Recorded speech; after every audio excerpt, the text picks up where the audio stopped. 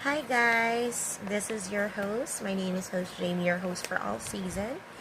And welcome for my unboxing of this. Actually, na-unbox ko na siya. Ayan na. And in fairness, meron siyang bubble wrap na black. Ayan, natanggal ko na. Sobrang, secured. So this one, I will try this KCO or what we call Kangkong Chips Original by Josh Mojica.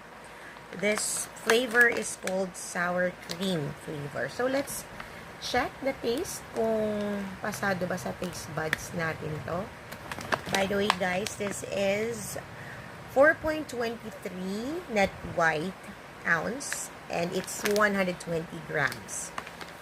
So, di ba? Kanta to yung Kangkong Chips ni Josh Mojica. Yung ganun. So, we will start to unbox this. So, ano siya? Ito. Ayan. So, ganito yung packaging niya. Maganda. Color green. Color ng kangkong. And, ayan. Marami naman siyang laman. Almost kalahati. Ayan. Ito. Tsaka, malalaki naman yung laman niya sa loob. The taste, ay the smell, hindi ko masyado maintindihan. Kahingan.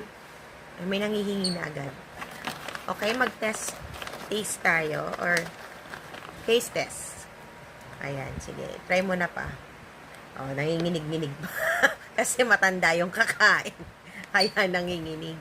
Masarap? Ang sarap. Maalat? Okay, ako naman.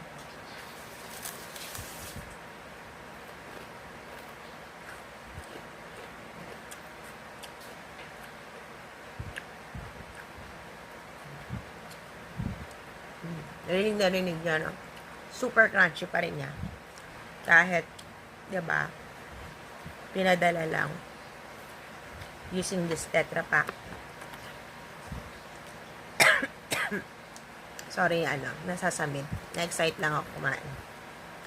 Sakto yung flavor niya, masarap yung sour cream niya. Well, ko kumain, sorry, yung ginagawa niyo ba rin? Niyo rin ba yun, guys, na parang pati yung daliri niyo yun. Gusto niyong kainin. Para lahat ng flavor, nasang lasa talaga. Ito. Crunchy, malinamnam. Tapos, malasa siya. Hindi maalat. Sakto lang.